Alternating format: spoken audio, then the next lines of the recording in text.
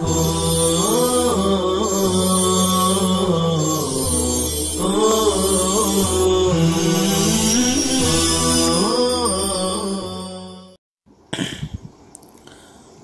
الثاني عن أنس رضي الله عنه قال كان النبي صلى الله عليه وسلم إذا دخل الخلاء نزع خاتمه رواه أبو داود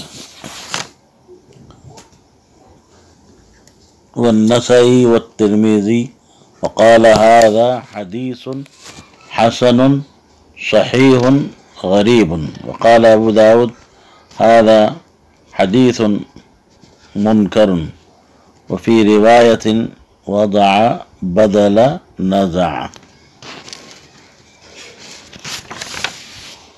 حضرت انس رضی اللہ تعالی عنہ سے روایت ہے، وہ فرماتے ہیں کہ سرکار دو عالم صلی اللہ علیہ وسلم جب بیت الخلا تشریف لے جاتے تو اپنی انگوٹی اتار دیا کرتے تھے۔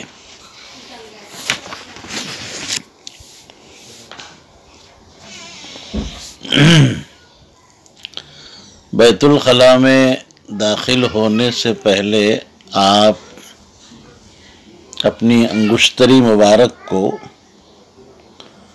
اتار دیا کرتے تھے۔ وجہ یہ تھی کہ انگوٹی میں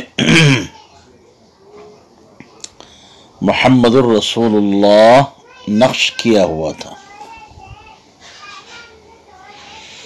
اس حدیث میں اس بات کی دلیل ہے کہ مستنجی کے لیے یعنی استنجا کرنے والے پر واجب ہے کہ بیت الخلا جانے سے پہلے اپنے ساتھ کوئی بھی ایسی چیز نہ لے جائے جس پر اللہ کا یا اللہ کے رسول کا نام نقش ہو، لکھا ہوا ہو،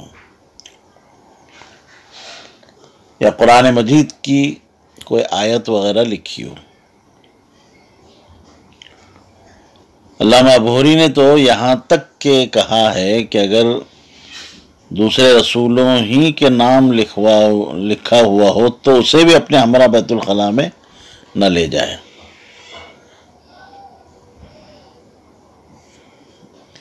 ابن حجر فرماتے ہیں کہ اس حدیث سے یہ بات معلوم ہو رہی ہے کہ اگر کوئی شخص استنجا کا ارادہ کرے تو اس کے لیے مستحب ہے کہ وہ اپنے بدن سے ایسی چیزوں کو اتار دے، الگ کر دے جن پر کوئی قابل تعظیم چیز لکھی ہو، چاہے اللہ کا نام لکھا ہو یا نبی کا یا فرشتے کا نام لکھا ہو۔ اس حدیث کو اگرچہ ابو داؤد نے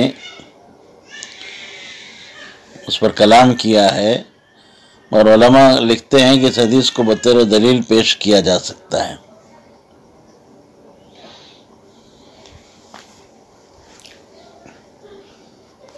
جی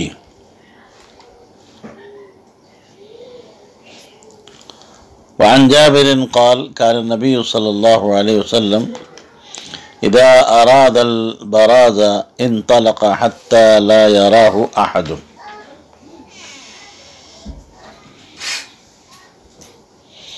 حضرت جابر رضی اللہ تعالیٰ عنہ فرماتے ہیں کہ نبی کریم صلی اللہ علیہ وسلم جب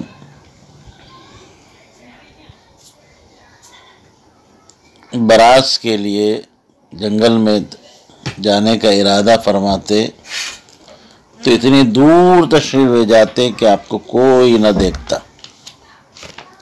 لا یراہ احد۔ حافظ طور پشتی فرماتے ہیں کہ براز کے معنی الفضاء الواسع، کشادہ فضا، اور یہاں یہ پاخانے سے کنایا ہے۔ تو یہ بہتر ہے اتنے دور جایا جائے کہ کسی کی نظر ہمارے سطر پر نہ پڑے۔ جی، یا یہ کہ کوئی اگر چھپنے کی چیز ہو، جگہ ہو، دیوار ہو، درخت ہو، کوئی گڑھا ہو تو ایسی جگہ پر بیٹھا جائے۔ وعن ابي موسى قال كنت مع النبي صلى الله عليه وسلم ذات يوم فأراد أن يبول فأتى دمثا في أصل جدار فبال ثم قال إذا أراد أحدكم أن يبول فليرتد لبوله۔ حضرت ابو موسیٰ رضی اللہ تعالیٰ عنہ سے روایت فرماتے ہیں کہ ایک دن میں رسول نبی صلی اللہ علیہ وسلم کے ساتھ تھا، آپ نے پیشاب فرمانے کا ارادہ کیا، چنانچہ آپ ایک دیوار کی جڑ میں یعنی اس کے قریب نرم زمین پر پہنچے اور پیشاب فرمایا۔ پیشاب سے فراغت کے بعد آپ نے فرمایا جب تم میں سے کوئی شخص پیشاب کرنے کا ارادہ کرے تو اسے چاہیے کہ پیشاب کے لیے نرم زمین تلاش کرے تاکہ چھینٹیں نہ پڑے۔ جی علامہ خطابی فرماتے ہیں کہ نبی کریم صلی اللہ علیہ وسلم نے جس دیوار کے پاس بیٹھ کر پیشاب فرمایا وہ دیوار کسی کی ملکیت میں نہیں تھی، مملوک نہیں تھی، اس لیے کہ دیوار کی جڑ میں بنیاد میں پیشاب کرنے سے دیوار کو نقصان پہنچتا ہے، اس لیے کہ پیشاب جو ہوتا ہے وہ نمکین ہوتا ہے، جس کی وجہ سے دیوار جو ہے کمزور ہو جاتی ہے، اس کو نقصان پہنچتا ہے۔ یا یہ بھی ممکن ہے کہ آپ دیوار سے کچھ ہٹ کر اس طرح بیٹھے ہوں گے کہ پیشاب اصل دیوار میں نہیں پہنچا ہوگا، یا ممکن ہے کہ وہ دیوار ویران ہو، گری ہوئی ہو، کچھ حصہ دیوار کا باقی رہا ہو۔ جی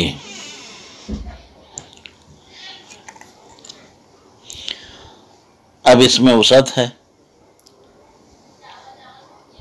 کہ اجازت چاہے حقیقتاً ہو یا حکماً ہے۔ عن انس قال كان النبي صلى الله عليه وسلم اذا اراد الحاجة لم يرفع ثوبه حتى يدنو من الارض، رواہ الترمذی وابو داود والدارمی۔ حضرت انس رضی اللہ تعالیٰ عنہ فرماتے ہیں کہ سرکار دو عالم صلی اللہ علیہ وسلم جب استنجا کا ارادہ فرماتے تو جب تک بیٹھنے کے لیے زمین سے قریب نہ ہو جاتے کپڑا نہ اٹھاتے تھے۔ یہ بھی آداب استنجا میں سے ہے اور شرم حیا کا تقاضا بھی ہے کہ اپنے سطر کو بلا ضرورت نہ کھولا جائے، اور ظاہر ہے کہ ضرورت کب پڑتی ہے؟ استنجا کے لیے بیٹھنے کے وقت زمین کے بالکل قریب ہو جائے تب ضرورت پڑتی ہے، پہلے سے کھولنے کی کیا ضرورت ہے؟ آپ صلی اللہ علیہ وسلم کا یہی معمول تھا، آپ بیٹھنے کے قریب ہوتے بالکل متصل تو کپڑے جو ہے آپ اپنے سطر کو کھولتے۔ معلوم ہوا کہ کھڑے کھڑے سطر کا کھولنا جائز نہیں ہے، چاہے گھر کے بیت الخلاء کے اندر آپ جو ہے ہو یا پھر جنگل میں ہو، یہ بلا وجہ وقت سے پہلے کھولنے کی جو ہے یہاں ممانعت معلوم ہو رہی ہے۔ عن ابی ہریرہ رضی اللہ عنہ قال قال رسول اللہ صلی اللہ علیہ وسلم انما انا لکم مثل الوالد لولده وعلمكم اذا اتيتم الغائط فلا تستقبلوا القبلة ولا تستدبروها وامر بثلاثة احجار ونهى عن الروث والرمة ونهى ان يستطيب الرجل بيمينه رواہ ابن ماجہ والدارمی۔ حضرت ابو ہریرہ رضی اللہ تعالیٰ عنہ سے روایت ہے، انہوں نے فرمایا کہ رسول اللہ صلی اللہ علیہ وسلم نے ارشاد فرمایا میں تمہارے لیے ایسا ہی ہوں جیسے باپ بیٹے کے لیے ہوتا ہے، چنانچہ میں تم کو یہ بات سکھلاتا ہوں کہ جب تم پاخانہ میں جاؤ، بیت الخلاء میں جاؤ تو قبلے کی طرف نہ منہ کرو اور نہ پشت کرو۔ اس کے بعد آپ نے بیت الخلاء کے بعد 3 ڈھیلوں سے استنجا کرنے کا حکم فرمایا، اور لید یعنی ایسے تمامی نجاستوں اور ہڈی سے استنجا کرنے کو منع فرمایا۔ نیز آپ نے اس سے منع فرمایا کوئی شخص دائیں ہاتھ سے استنجا کرے۔ آپ علیہ السلام نے جو بات ارشاد فرمائی کہ میں ایسا ہوں جیسے کہ ایک باپ اپنے بیٹے کے حق میں ہوتا ہے، تو نبی جو ہوتا ہے وہ اپنی امت کے حق میں مثل روحانی باپ کے ہے، روحانی باپ ہے۔ جیسے باپ کو اولاد سے محبت ہوتی ہے، شفقت ہوتی ہے، اور وہ ان کو ضرر سے بچانے کی کوشش کرتا ہے، آپ نے ارشاد فرمایا کہ عن الروث والرمہ، روث تو آپ جانتے ہی ہیں، لیل ہے، گوبر ہے، جتنی بھی ناپاک، اور رمہ کہتے ہیں بوسیدہ ہڈی کو، یہ رمیم کی جمع، یا کوئی مکروہ ناپسندیدہ چیز۔ یہ رمہ اس لیے کہا جاتا ہے کہ لِأَنَّ الْإِبِلَ تَرِمُّهَا أَيْ تَأْكُلُهَا، ہڈی چونکہ آپ جانتے ہیں چکنی ہوتی ہے، وہ مزیل نجاست نہیں ہو سکتی، یا اس وجہ سے کہ ہڈی سے استنجا کرنے میں مقام براز کے زخمی ہونے کا بھی اندیشہ ہے۔ ان دونوں کی ممانعت خاص طور پر یہ بتلانے کے لیے ہے، یہ پتھر کے قائم مقام چیزوں سے استنجا کرنا جائز ہے، بشرطے کہ وہ جامد ہو، پاک ہو، غیر محترم ہو اور مزیل نجاست ہو۔ یہ شرائط اگر ہیں تو جائز ہے، ورنہ درست نہیں ہے۔ وعن عائشة رضی اللہ عنہ قالت كانت ید رسول اللہ صلی اللہ علیہ وسلم اليمنى لطهوره وطعامه وكانت يده اليسرى لخلائه وما كان من اذن، رواہ ابو داود۔ حضرت عائشہ صدیقہ رضی اللہ تعالیٰ عنہ فرماتی ہیں کہ سرکار دو عالم صلی اللہ علیہ وسلم کا دانا دست، داہنا ہاتھ وضو کرنے کے لیے اور کھانے کے لیے تھا، اور بایاں ہاتھ استنجا اور ہر مکروہ کام کے استعمال کے لیے تھا۔ تو داہنے ہاتھ کا استعمال ہر اچھی چیز میں، وضو، کھانا کھاتے وقت، پانی پیتے وقت، اور بھی جو اچھے کام ہے، صدقہ ہے، خیرات ہے، لینا دینا وغیرہ۔ بائیں ہاتھ کا استعمال پلیدی چیزوں میں، استنجا ہے، ناک صاف کرنا ہے، ناک جھاڑنا ہے، یہ ناپسندیدہ ہے، طبعاً مکروہ ہے، جیسے ابھی میں نے بتایا ناک چھینکنا۔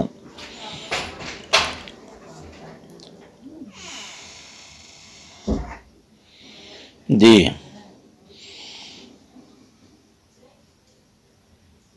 ایک بات یہ ذہن میں رکھیں کہ اکثر علماء طلباء کو بھی دیکھا گیا ہے کہ یہ مرض جو ہے بڑھتا جا رہا ہے کہ لوگ کتاب کو تو بائیں ہاتھ میں پکڑتے ہیں اور اپنی جوتیوں کو داہنے ہاتھ میں۔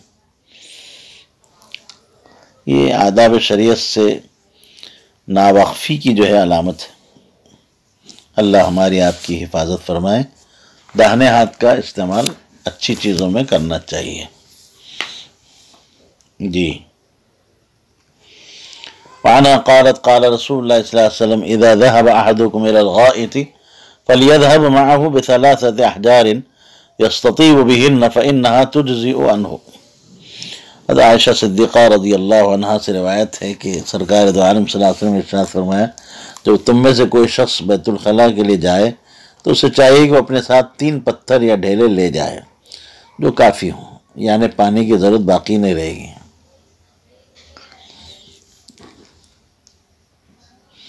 جی، اس سے پہلے آپ کو یہ بات بتائی جا چکی ہے کہ ہمارے یہاں احناف کے یہاں 3 ڈھیلے سے استنجا کرنا یہ حکم جو ہے استحبابی ہے، 3 ڈھیلے لینا حکم وجوبی نہیں ہے۔ امام شافعی کے یہاں ضروری ہے۔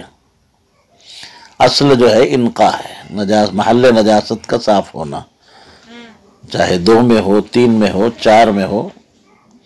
جی،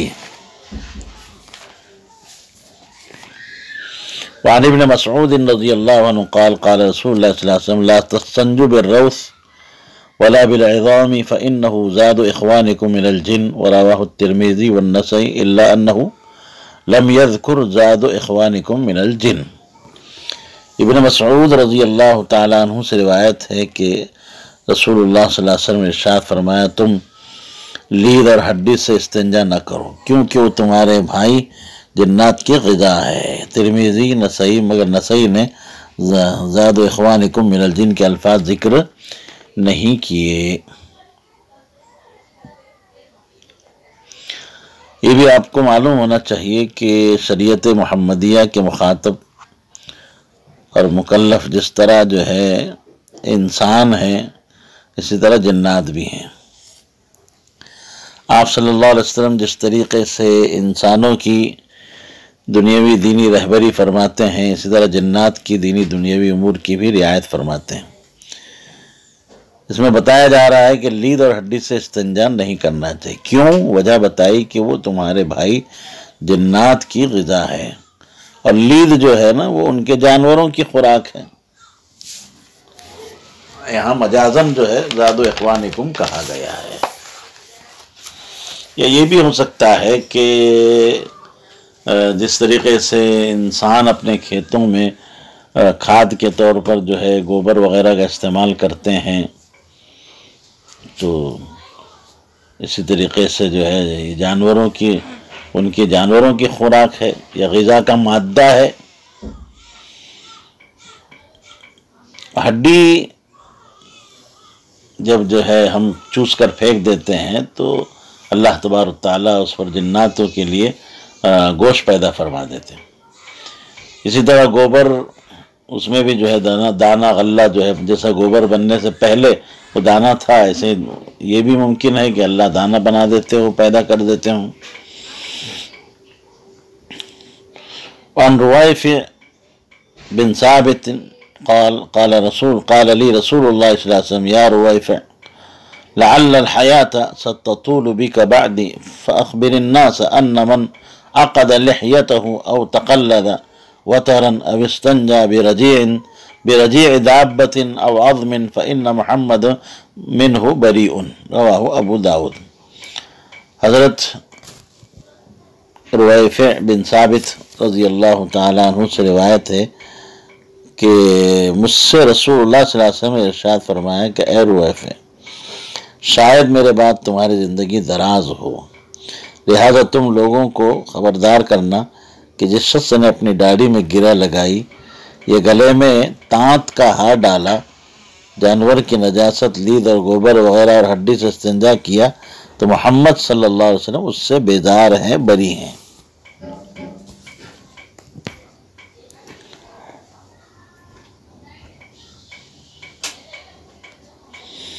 جی، رویفع بن ثابت بن سکن انصاری نامور صحابی ہیں اور عہد صحابہ کے معروف حکام میں سے تھے۔ حضرت امیر معاویہ رضی اللہ تعالیٰ نے انہیں سن 46 ہجری میں مغربی طرابلس پر امیر مقرر فرمایا تھا۔ ان کی وفات برقہ میں ہوئی۔ ابن حزم نے ان کا شمار 8 احادیث روایت کرنے والے صحابہ کرام میں کیا ہے۔ جی، عقد لحیتہ، داڑھی میں گرہ لگانا۔ اکثر علماء کی رائے یہ ہے کہ داڑھی میں گوند وغیرہ لگا کر جما لینا، گھنگر یالے بنانا۔ زمانے جاہلیت میں جنگ کے موقع پر لوگ اس طرح کیا کرتے تھے۔ آپ صلی اللہ علیہ وسلم نے تشبہ بالنساء کی وجہ سے منع فرما دی، یا یہ کہ یہ طریقہ عجمیوں کا تھا۔ بعض نے کہا ہے کہ عربوں کی عادت تھی کہ جس کی ایک بیوی ہوتی تھی وہ اپنی داڑھی میں ایک گرہ لگاتا تھا، اور جس کی 2 ہوتی تو وہ 2 گرہ لگاتا۔ اس بیہودہ طریقے سے آپ علیہ السلام نے مسلمانوں کو منع فرمایا۔ یہ سنت کے خلاف ہے۔ سنت یہ ہے کہ داڑھی کے بالوں کو سیدھا چھوڑا جائے، گرہ نہ لگائی جائے۔ او تقلد وترن،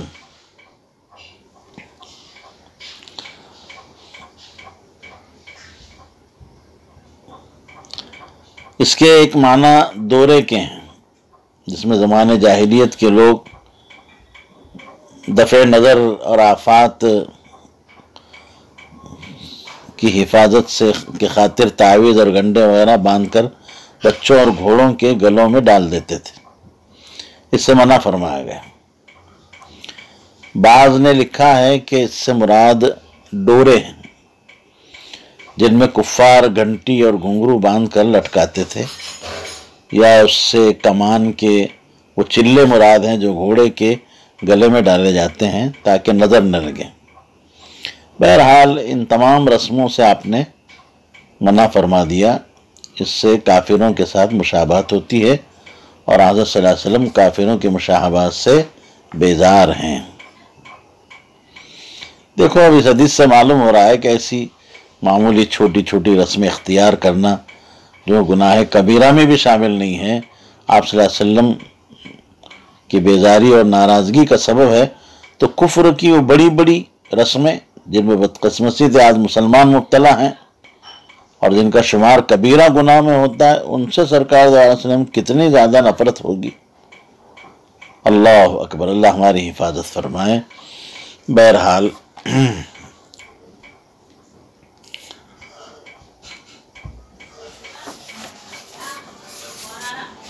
وعن ابی ہریرہ رضی اللہ عنہ قال قال رسول اللہ صلی اللہ علیہ وسلم من اکتحل فلیؤتر من فعل فقد احسن ومن لا فلا حرج ومن استجمر فلیؤتر من فعل فقد احسن ومن لا فلا حرج ومن اکل فما تخلل فلیلفظ وما لاک بلسانه فلیبتلع من فعل فقد احسن ومن لا فلا حرج ومن اتى الغائط فليستتر فإن لم يجد الا ان يجمع كثيبا من رمل فليستدبر فإن الشيطان يلعب بمقاعد بني آدم من فعل فقد احسن۔ حضرت ابو ہریرہ رضی اللہ تعالیٰ عنہ سے روایت ہے کہ سرکار دو عالم صلی اللہ علیہ وسلم نے ارشاد فرمایا، جو شخص سرما لگائے تو اسے چاہیے کہ طاق عدد سلائیاں لگائے۔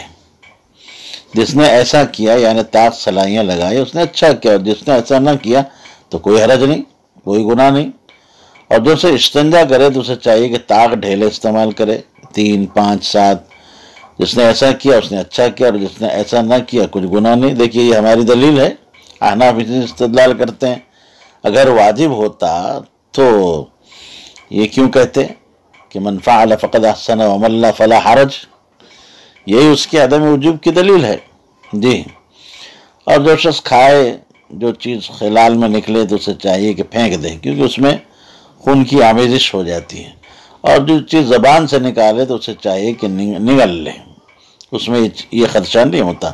جس نے کچھ ایسا کیا اس نے اچھا کیا، اور جس نے ایسا نہ کیا کچھ گناہ نہیں۔ اور جو شخص بیت الخلاء کے لیے جائے اسے چاہیے کہ پردہ کرے، بالکل جو ہے ایسا نہ بیٹھے کہ سب سطر دیکھے۔ اگر کوئی چیز پردے کی نہ ملے تو کم از کم ریت کو جمع کر کے اس کا تودہ اپنے پیچھے کر لیں۔ اللہ اکبر، یہ اپنی شرم حیا کی بات ہے۔ پردہ کرنے کی جو بھی ہو سکے شکل اختیار کر لیں، اس لیے کہ شیطان انسان کے مقام براز سے جو ہے کھیلتا ہے۔ جس نے ایسا کیا اس نے اچھا کیا، اور جس نے ایسا نہیں کیا کوئی گناہ نہیں ہے۔ دیکھیے اس میں کئی باتیں ہیں۔ ایک تو سرما لگانا، اس میں بھی طاق عدد کا لحاظ کرنا چاہیے۔ 3 سلائی دونوں آنکھوں میں لگائیں جی، طاق عدد۔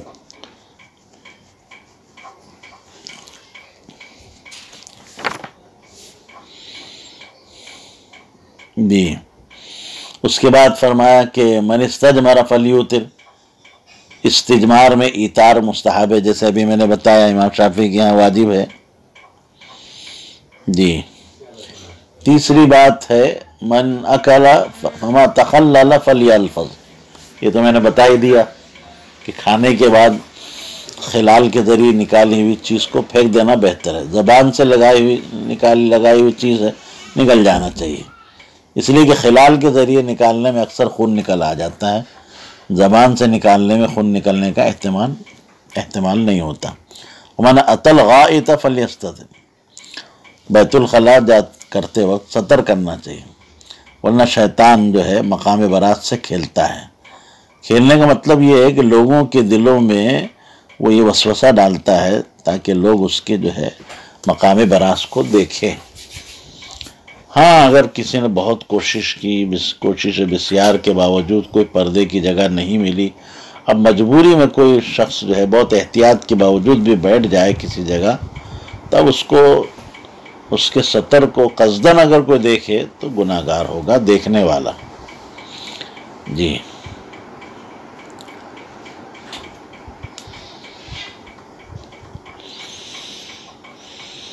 عن عبد الله بن مغفل قال قال رسول الله صلى الله عليه وسلم لا يبولن أحدكم في مستحمه ثم يغتسل فيه أو يتوضأ فيه فإن عامة الوسواس منه.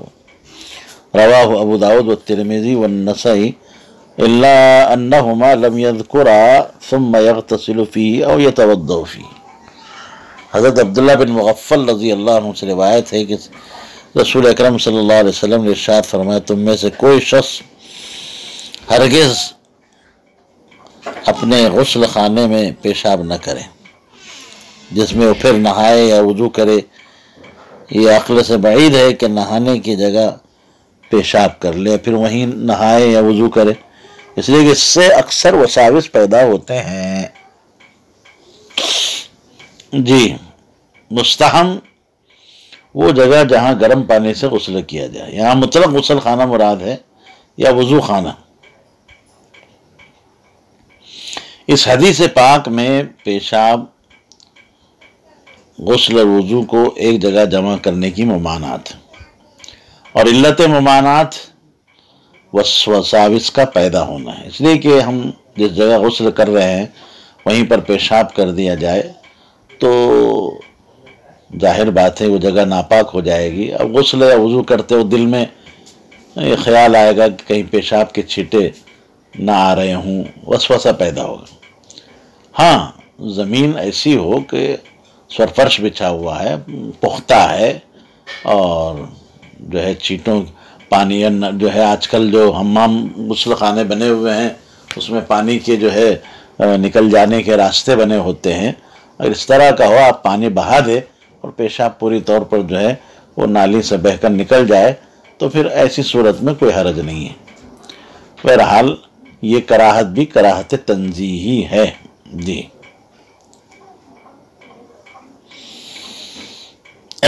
وعن عبد الله بن سرجس قال قال رسول الله صلى الله عليه وسلم لا يبولن احدكم في جحر.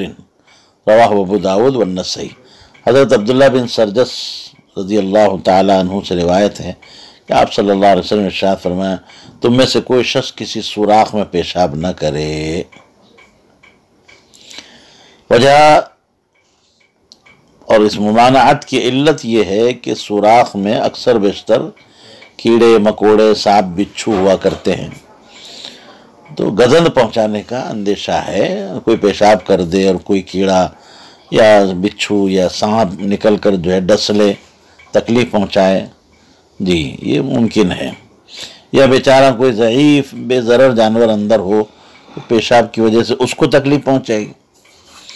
علماء نے لکھا ہے کہ یہ بھی ہے آتا ہے کہ سوراخوں میں جنات رہتے ہیں. چنانچہ ایک صحابی حضرت سعد بن عبادہ خزرجی کے بارے میں منقول ہے کہ انہوں نے زمین حوران کی سرزمین ایک سوراخ میں پیشاب کر دیا تھا تو جنات نے انہیں قتل کر دیا. بہرحال اس سے جو ہے احتیاط کرنی چاہیے. وعن معاذ قال قال رسول اللہ صلی اللہ علیہ وسلم اتقوا الملاعن الثلاثة البراز في الموارد وقارعة الطريق وظل. رواہ ابو داود وابن ماجہ. حضرت معاذ رضی اللہ تعالیٰ عنہ سے روایت ہے کہ رسول اکرم صلی اللہ علیہ وسلم نے ارشاد فرمایا تین چیزوں سے بچو جو لعنت کا سبب ہے: گھاٹوں پر استنجا کرنے سے، راستے کے درمیان اور سائے میں پیشاب پخانہ کرنے سے. جی ملاعن مجالب اللعن جو لعنت کا سبب ہے. لوگ جو ہے ظاہر بات ہے ایسے مقامات پر اگر کوئی جو ہے غلاظت ڈال دے، پاخانہ پیشاب کرے تو گزرنے والے لوگ جو ہے راستے سے یا سائے میں بیٹھنے والے لوگ یا گھاٹ کے پاس بیٹھنے والے وہ لوگ یہ جو ہے اسے لعن طعن کریں گے. یا اس وجہ سے بھی کہ لوگوں کی منفعت کو ایسے لوگ بگاڑ رہے ہیں، اور یہ لوگوں کی منفعت کو بگاڑنا اور اس کو خراب کرنا یہ ظلم ہے، اور ہر ظالم ملعون ہوتا ہے۔ ملاعن یہ ملعنتن کی جمع ہے، وہ جگہ جہاں لعن طعن زیادہ ہو، یا انہوں نے ایسا کرنے والوں نے ایسے فعل کا ارتکاب کیا جو عام طور پر موجب لعن ہوتا ہے۔ ذہن العرب فرماتے ہیں کہ ملعن مصدر میمی، ملاعن اس کی جمع ہے، یا ظرف مکان بھی ہو سکتا ہے۔ مصدر ماننے کی صورت مطلب یہ ہوگا کہ اسباب لعنت سے بچو، یا مصدر بمعنی اسم فاعل لعنت کے موجبات اور باعثات سے بچو۔ تین چیزیں ہیں، پانی کا جو گھاٹ ہوتا ہے، عام متن لوگوں کی عادت ہے وہ بیٹھ کر آپس میں گفتگو کرتے ہیں، بات چیت کرتے ہیں، اور دوسرا ہے راستے، اور تیسرے ہے سائے دار چیزیں، چاہے سائبان ہو یا سائے دار درخت ہو۔ جی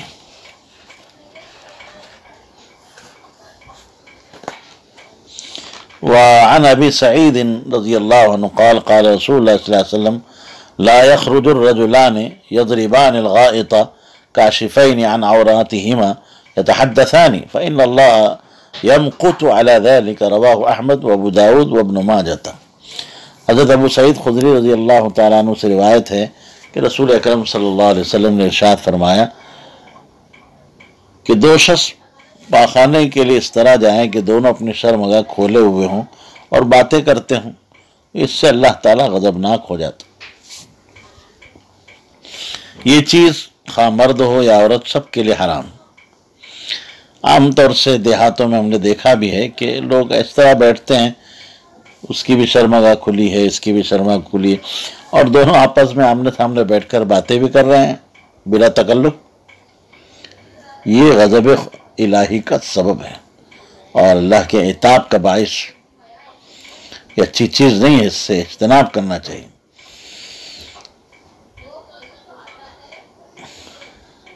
آج کل مردوں سے زیادہ عورتوں میں یہ مرض اور بد احتیاطی پائی جاتی ہے، اور عورتیں تو ایسا سمجھتی ہیں کہ جناب علی عورت کا ستر عورت کے سامنے کھولنے میں کوئی عیب ہی کی بات نہیں۔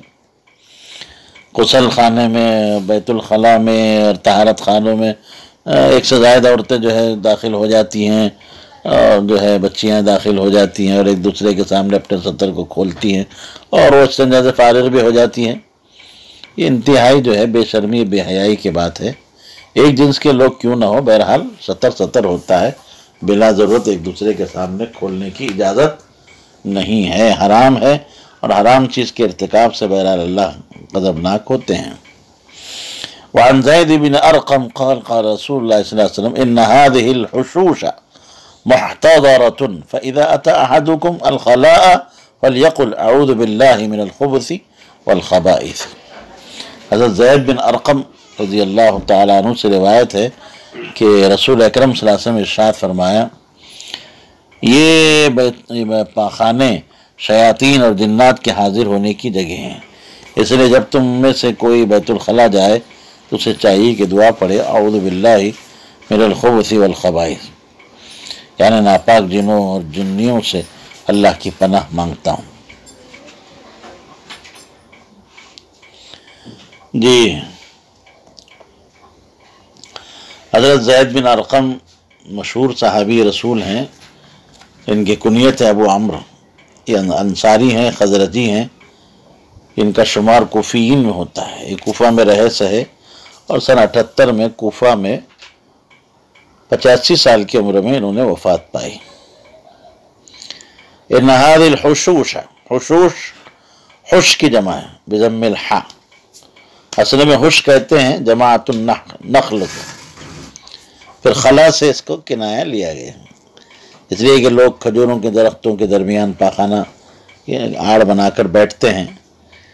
تیوی فرماتے ہیں کہ حش کی جمع ہے موضع الغائط، حش بالفتح البستان، باغ کو کہتے ہیں، اس لیے کہ لوگ گھروں میں بیت الخلاء بنانے سے پہلے باغوں میں جایا کرتے تھے۔ تو یہ جو جگہیں ہیں بیت الخلاء کی، پاخانے کی جگہیں، عامتاً وہاں جن اور شیاطین ہوتے ہیں، اور وہ منتظر رہتے ہیں کہ کوئی آئے اس کو وہ ایذا پہنچائیں، تکلیف دیں، اس لیے کہ انسان وہاں جاتا ہے، اپنے سطر کو کھولتا ہے، اور اسی طریقے سے ذکر اللہ بھی نہیں کر سکتا ناپاک جگہ کی وجہ سے۔ اسے شیاطین وہاں ایسے لوگوں پر خاص طور پر جو ہے حملہ کرتے ہیں۔ اس لیے کہا کہ بیت الخلاء میں جانے سے پہلے یہ دعا پڑھ لی جائے، اعوذ باللہ من الخبث والخبائث۔ یہ دعا پڑھ کر اگر داخل ہوتا ہے تو اللہ تبارک تعالیٰ اس دعا کی برکت سے شیاطین کی اذیت سے اور جنوں کی اذیت سے اس شخص کو محفوظ رکھتے ہیں۔ وعن علی رضی اللہ عنہ قال قال رسول اللہ صلی اللہ علیہ وسلم ستر ما بین اعین الجن وعورات بنی آدم اذا دخل احدکم الخلاء ان یقول بسم اللہ، رواہ الترمذی وقال هذا حدیث غریب واسنادہ لیس بقوی۔ حضرت علی کرم اللہ وجہہ سے روایت ہے کہ رسول اکرم صلی اللہ علیہ وسلم نے ارشاد فرمایا، جب کوئی شخص بیت الخلاء میں داخل ہو تو جن و شیاطین کی آنکھوں اور انسان کی شرمگاہ کے درمیان کا پردہ یہ ہے کہ بسم اللہ کہی جائے۔ اس حدیث کو ترمذی نے روایت کیا اور کہا کہ حدیث غریب ہے اور اس کی سند قوی نہیں ہے۔ ابن حجر فرماتے ہیں کہ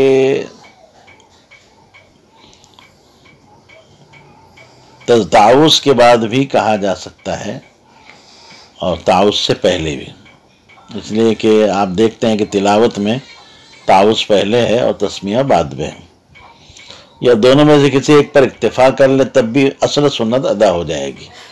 بہرحال جمع کرنا جو ہے یہ کیا ہے، افضل ہے، کیونکہ ابھی یہ روایت میں بسم اللہ کا لفظ ہے اور آگے اعوذ باللہ من الخبث والخبائث کا لفظ ہے، دعا دونوں طرح کی ہے۔ بہرحال بسم اللہ پڑھ کر جو داخل ہوگا تو اللہ تبارک تعالیٰ اس کی برکت سے جنوں اور شیاطین اور جو ہے جانے والے کے جو ہے درمیان میں پردہ فرما دیتے ہیں، آڑ بنا دیتے ہیں۔ وعن عائشہ رضی اللہ عنہ قالت كان النبی صلی اللہ علیہ وسلم اذا خرج من الخلاء قال غفرانک، رواہ الترمذی وابن ماجہ والدارمی۔ عائشہ صدیقہ رضی اللہ تعالی عنہ سے روایت فرماتی ہیں سرکار دو عالم صلی اللہ علیہ وسلم جب بیت الخلاء سے خانے سے باہر تشریف لاتے تو غفرانک یعنی اے اللہ میں تیری بخشش کا خواستگار ہوں یہ پڑھتے۔ اب یہ بخشش چاہنے کی کیا وجہ ہو سکتی ہے؟ آپ تو بخشے بخشائے تھے، آپ کا تو کوئی گناہ نہیں، تو لکھا ہے دو وجہ ہیں اس کے بارے میں لکھی ہے۔ ایک وجہ تو یہ ہے کہ آپ صلی اللہ علیہ وسلم ہمیشہ اللہ کے ذکر میں آپ ردب اللسان رہا کرتے تھے، ہر حال میں آپ اللہ کا ذکر فرماتے تھے۔ جی اب ظاہر سی بات ہے کہ بیت الخلاء میں آپ کا ذکر موقوف ہو جاتا تھا، اس لیے آپ جو ہے باہر نکلنے کے بعد غفرانک پڑھتے تھے۔ دوسرے یہ ہے کہ انسان غذا کھاتا ہے، غذا معدے میں پہنچ کر دو حصوں میں تقسیم ہوتے ہیں، ایک تو خون بن کر قوت طاقت پا، دوسرا جو ہے فضلہ بن کر بیت الخلاء کی شکل میں نکل جاتا ہے۔ اللہ کا یہ نظام ہے جی کہ آسانی کے ساتھ انسان فارغ ہو جاتا ہے، اس لیے نعمت پر ہم اللہ کا شکر ادا نہیں کر سکتے وہاں بیٹھ کر، تو باہر نکلنے کے بعد اس کوتاہی پر جو ہے ہم کیا کریں، اللہ سے معافی چاہیں۔ جی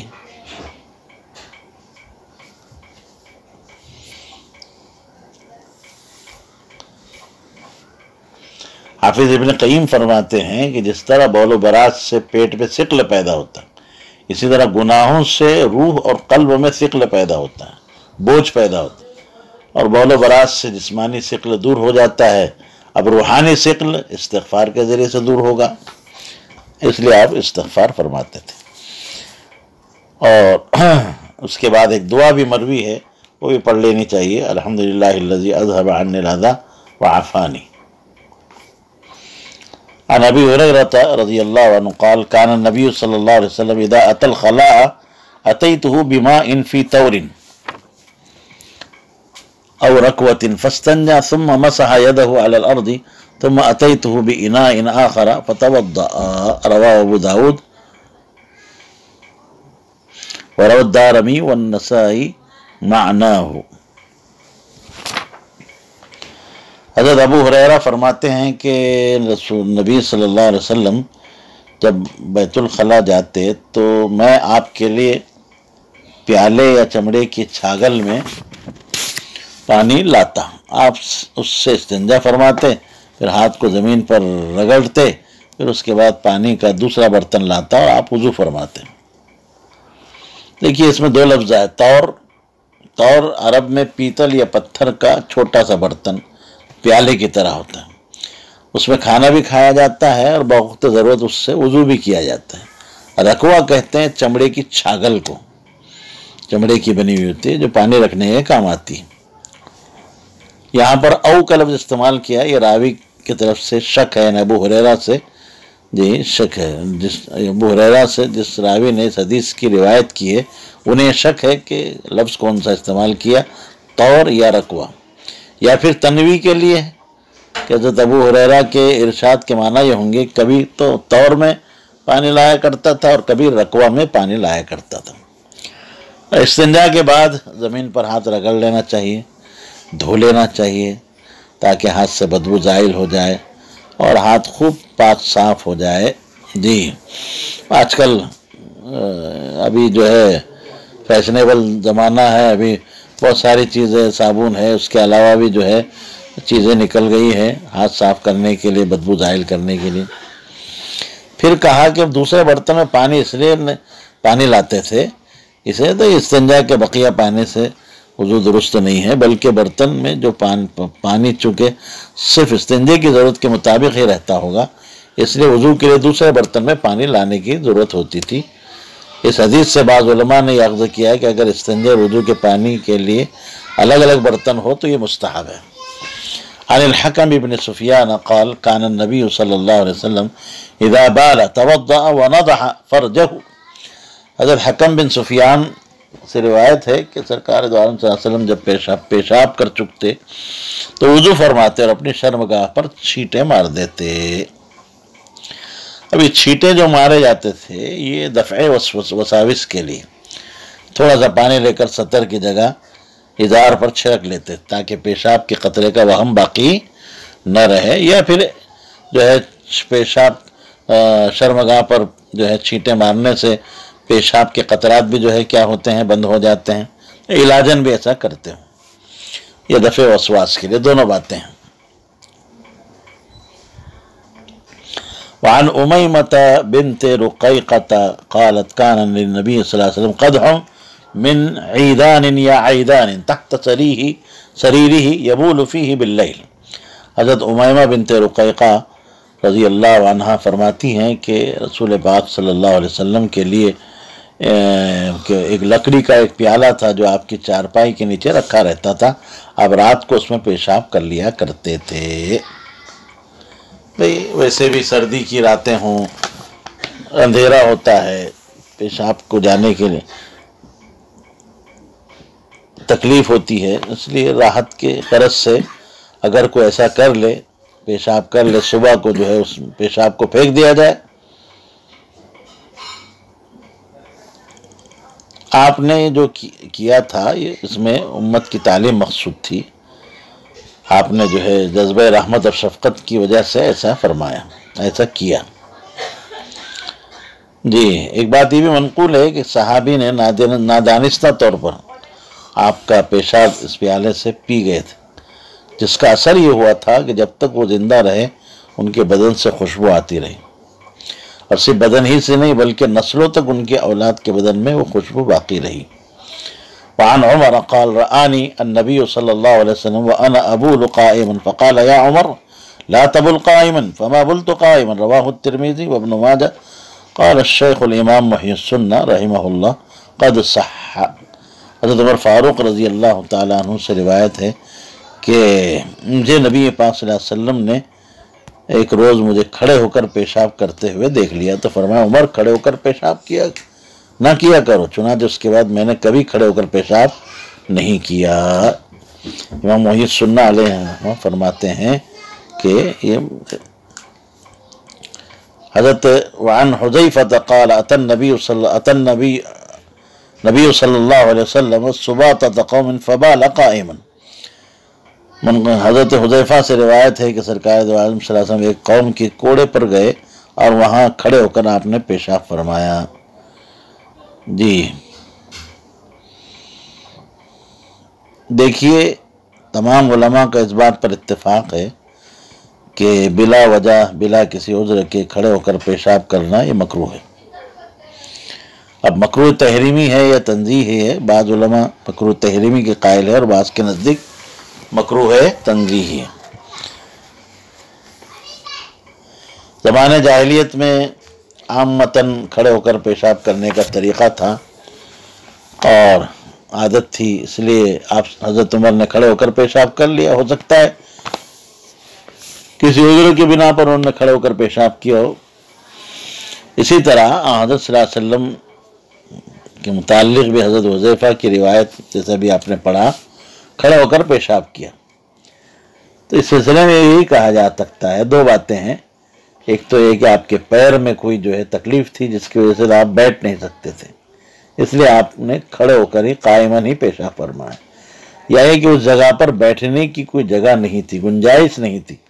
اگر بیٹھ کر پیشاب کرتے تو کپڑوں کے پیشاب میں ملوث ہونے کا اندیشہ تھا، اس وجہ سے آپ نے کھڑے ہو کر جو ہے فارغ ہوئے۔ اور اس میں تعلیم امت کے لیے تعلیم بھی ہے کہ ایسے موقع پر آپ کھڑے ہو کر پیشاب کر سکتے ہیں۔ الفصل الثالث عن عائشة قالت من حدثكم ان النبي صلى الله عليه وسلم كان يبول قائما فلا تصدقوه ما كان يبول الا قاعدا، رواه احمد والترمذي والنسائی۔ حضرت عائشہ صدیقہ رضی اللہ تعالیٰ عنہ سے روایت فرماتی ہیں کہ جو تم سے یہ بیان کرے کہ آقا صلی اللہ علیہ وسلم کھڑے ہو کر پیشاب کرتے تھے اسے سچ نہ مانو، آپ نے ہمیشہ بیٹھ کر پیشاب فرمایا ہے۔ دیکھیے ابھی آپ کے سامنے حضرت حذیفہ کی جو روایت نقل کی گئی اس سے تو صاف معلوم ہو رہا ہے کہ آپ صلی اللہ علیہ وسلم نے کھڑے ہو کر پیشاب فرمایا، اور عائشہ فرما رہی ہیں کہ اس کی تصدیق نہ کرو جو یوں کہے کہ آپ کھڑے ہو کر پیشاب کرتے تھے۔ بہرحال یہ بظاہر تعارض لگ رہا ہے، مگر بہت آسان بات ہے کہ حضرت عائشہ رضی اللہ تعالیٰ عنہ نے اپنے گھر کے اندر کی جو بات تھی وہ نقل فرمائی کہ آپ گھر میں ہمیشہ بیٹھ کر استنجا کیا کرتے تھے۔ گھر سے باہر آپ نے جو کیا ہے اس حضرت عائشہ کو اس کا علم نہیں، حضرت عائشہ نے اپنے علم کے مطابق یہ بات کہی ہے جی، اور وہ بھی آپ نے جو کیا تھا عذر کی بنا پر ہے، وہ نادر شاذ نادر، ظاہر ہے کہ نادر شے معدوم کے مانند ہے، نیز وہ بھی عذر کی وجہ سے مستثنیٰ بھی قرار دیا جا سکتا ہے، لہذا دونوں حدیثوں میں کوئی تعارض باقی نہیں رہا۔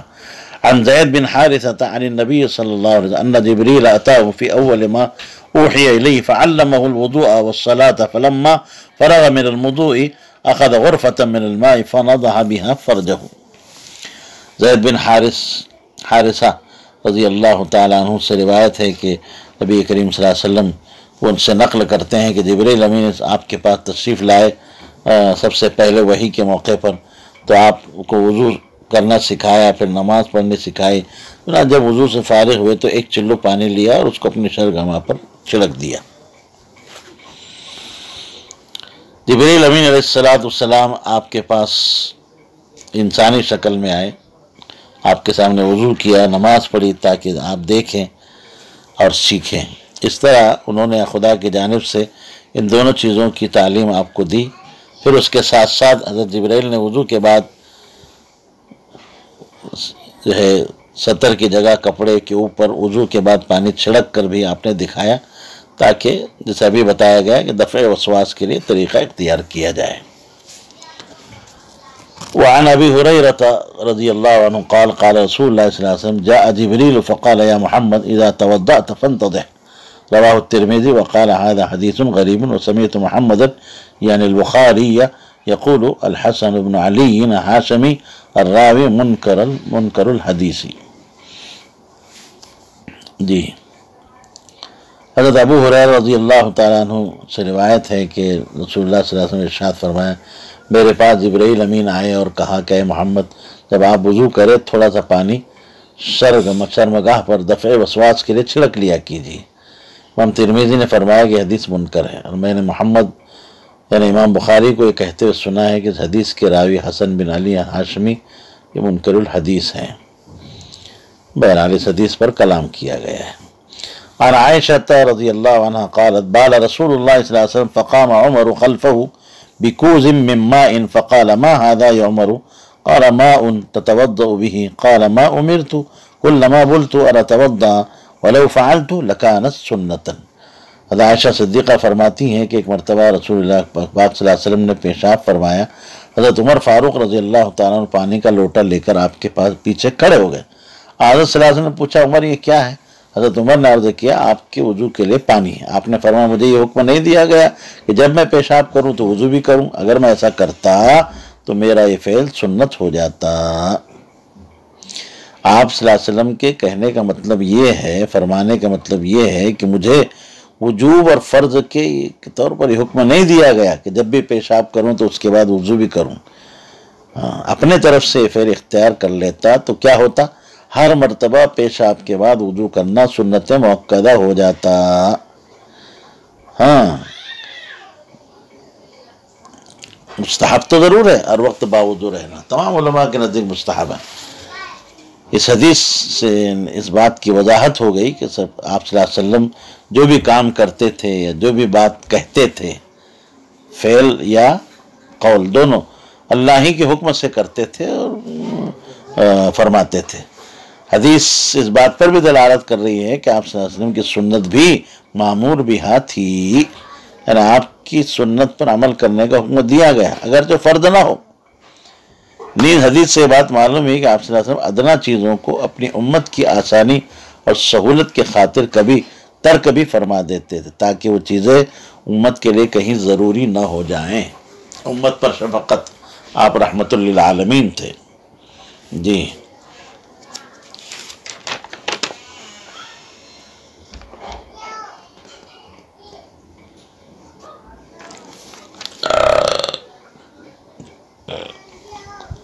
وعن ابی ایوب وجابر وانس ان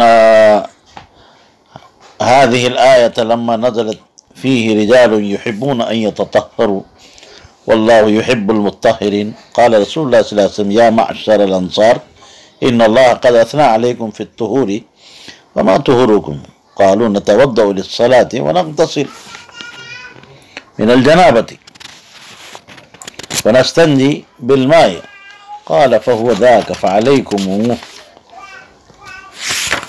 جی۔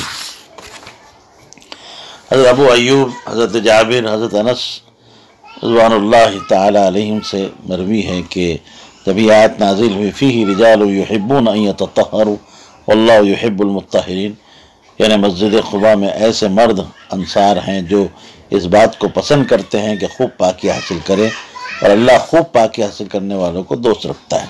تو سرکار دو عالم صلی اللہ علیہ وسلم نے فرمایا اے انصار کی جماعت، اللہ تعالیٰ نے پاکی کے معاملے میں تمہاری تعریف فرمائی ہے، تمہاری پاکی کا کیا طریقہ ہے، کیا ہے؟ انہوں نے عرض کیا ہم نماز کے لیے وضو کرتے ہیں، جنابت ناپاکی سے غسل کرتے ہیں جیسے کہ دوسرے مسلمان کرتے ہیں، اور ڈھیلے کے بعد پانی سے استنجا کرتے ہیں۔ آپ نے فرمایا ہاں وہ یہی ہے، لہذا اسے لازم پکڑو۔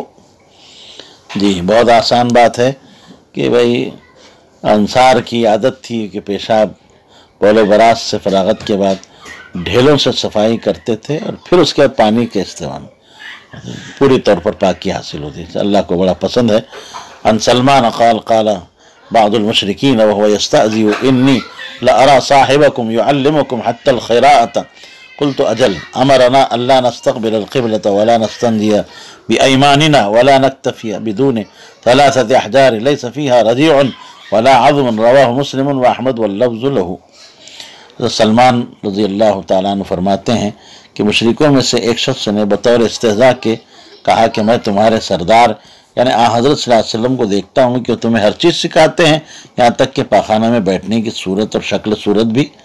میں نے کہا ہاں آپ نے ہمیں حکم فرمایا ہے کہ استنجے کے وقت تم قبلے کی طرف رخ کر کے نہ بیٹھیں، اپنے دائیں ہاتھ سے استنجا نہ کریں، 3 پتھروں سے کم میں استنجا نہ کریں، اور نہ ان پتھروں میں نجاست یعنی پاخانہ لید و غبار نہ ہو اور نہ ہڈی ہو۔ بہرحال یہ ساری باتیں اس سے پہلے بیان ہو چکی ہیں۔ جی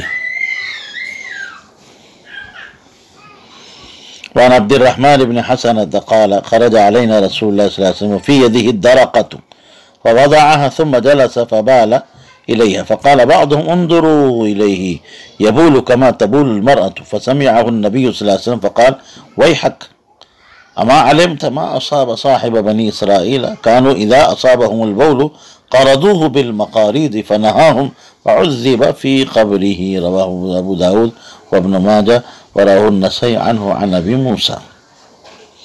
حضرت عبد الرحمن بن حسنہ فرماتے ہیں کہ ایک دن نبی کریم صلی اللہ علیہ وسلم گھر سے نکل کر ہمارے پاس تشریف لائے۔ اس وقت آپ کے ہاتھ میں ڈھال تھی، اسے آپ نے اپنے سامنے زمین پر رکھ دیا، پھر اس کے سامنے بیٹھ کر پیشاب کیا۔ یہ دیکھ کر ایک مشرک نے کہا ان کی طرف دیکھو، اس طرح پیشاب کرتے ہیں جیسے عورت پیشاب کرتی ہے۔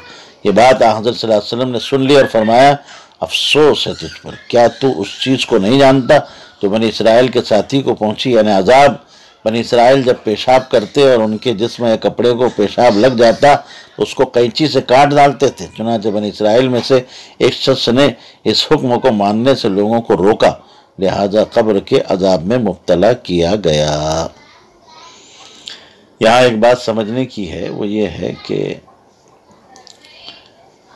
آپ جانتے ہیں، اس سے پہلے بھی آپ کو بتایا کہ مشرکین کی عادت کھڑے ہو کر پیشاب کرنے کی تھی، عورتیں ان کی بیٹھ کر کیا کرتی تھی۔ تو انہوں نے یہاں تشبیہ جو ہے دو چیزوں میں دی، ایک تو بیٹھ کر کرنے میں اور دوسرے چھپ کر کرنے میں۔ جیسے عورتیں بیٹھ کر کرتی ہیں اور آڑ میں کرتی ہیں، سب کے سامنے حیا اور شرم کی وجہ سے نہیں کرتی، تو آپ صلی اللہ علیہ وسلم کے پیشاب کرنے کو اس سے تشبیہ دی۔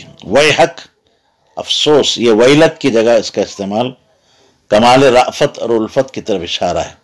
آپ رحمت اللہ عالمین تھے اور کافروں کی ہدایت کے بڑے حریص تھے۔ جی، وعن مروان الاسفر قال رأيت ابن عمر اناخ راحلته مستقبل القبلة ثم جلس يبول إليها فقلت يا أبا عبد الرحمن أليس قد نهي عن هذا؟ قال بل إنما نهي عن ذلك في الفضاء فإذا كان بينك وبين القبلة شيء يسترك فلا بأس رواه ابو داود۔